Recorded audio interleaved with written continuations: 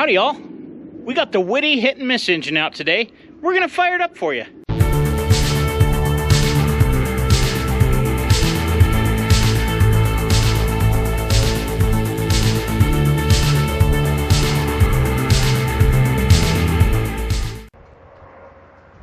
Before I start it up, I want to go over a few things with you. So this little engine actually takes quite a bit of maintenance. So let me go over it.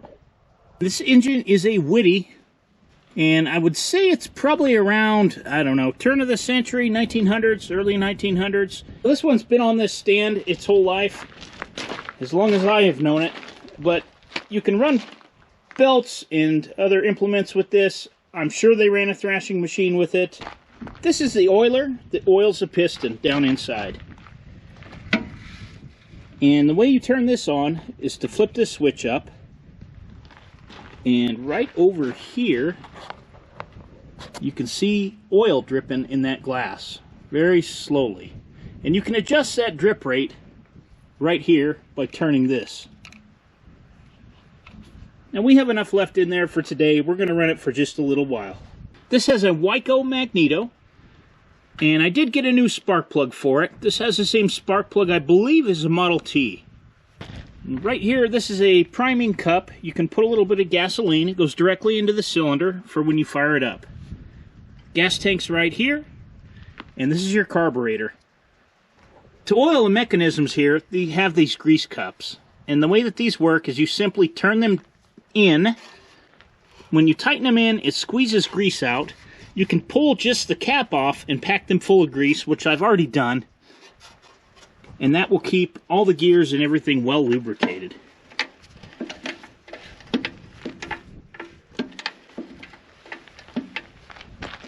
There's one on each side here.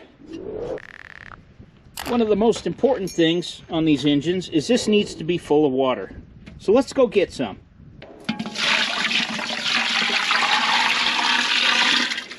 A couple more of those ought to do the trick. And that water is what keeps this engine cool. Now, I'd heard stories over the years about folks when they were working with these in the summer or whenever they were working, they'd throw eggs in here and that water would actually hard boil those eggs so they'd have something for lunch. Now, putting water in these has been the downfall of a lot of these engines. Many times they didn't get water at all, or they sat during the winter, froze, and broke the block and everything. So that cost a lot of these engines their lives. At some point, even this one was broken. Right here, you can see where it's been brazed over on the head. But it still works, it still runs. For as little as we're going to use it, it's not going to hurt anything. And when we're done today, I'm going to make sure that I drain that water right here. Hey! Coming out here to join us?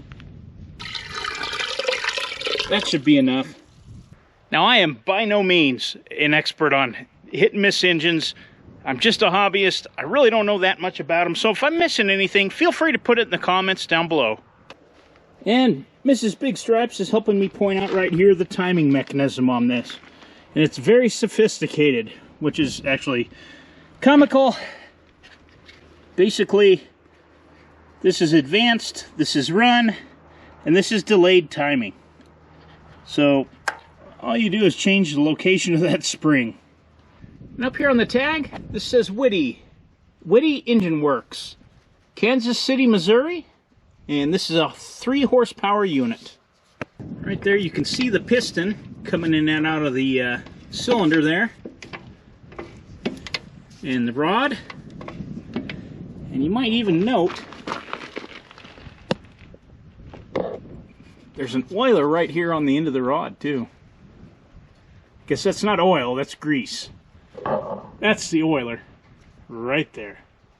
And something I found strange about this engine in particular is to start the D, our John Deere D, we turn it this way. This one turns and runs the opposite direction. Let's get a little bit of gas and see if we can fire it up. Getting windy out of here, but we live out in the middle of an open desert, so it's always windy. I forgot another important step. I need to turn on the gas here in the carburetor.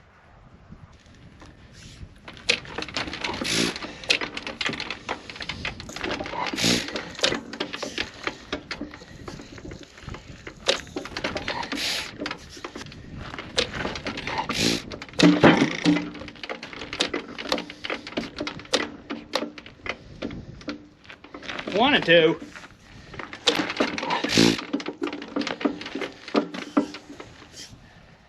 Well, this is a $30 spark plug. I bought this well over a year ago. I'm going to swap this out and see if it helps.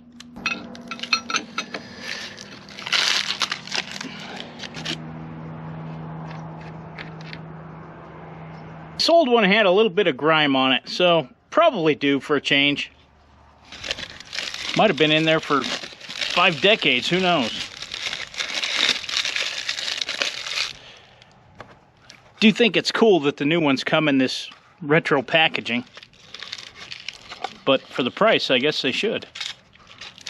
Out with the old, in with the new.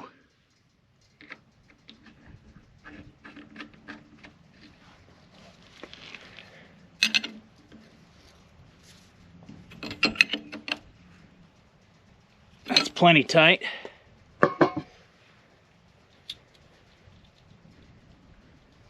And really, they look identical.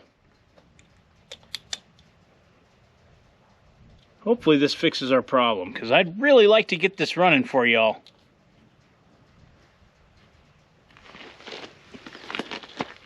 All right, let's see.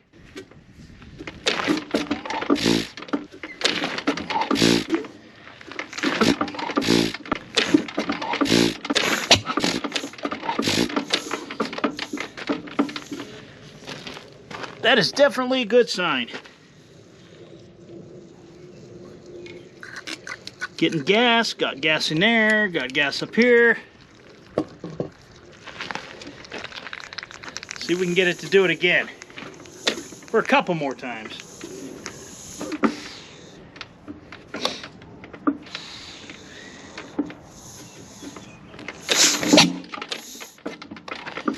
Not like that, though.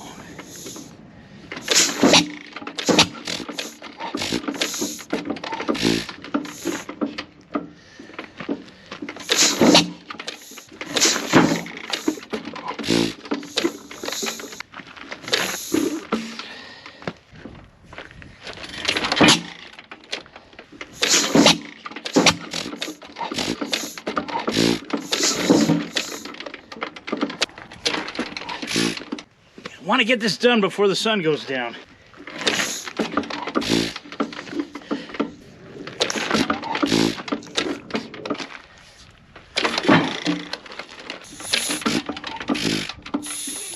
So they say never work with children or animals.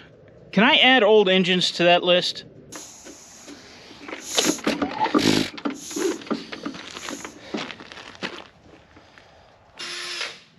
Dad's cleaning up the housing for the Eisman over here.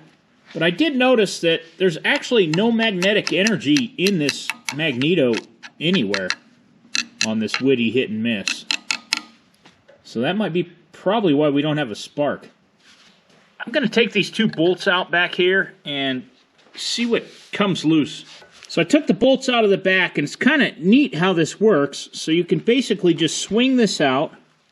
The bottom of this Magneto, dog gear's in here, so you can take this off and charge it. And I'll take the back cover plate off. Yep, and you can see the coils in there. And I can get all this cleaned up a little bit.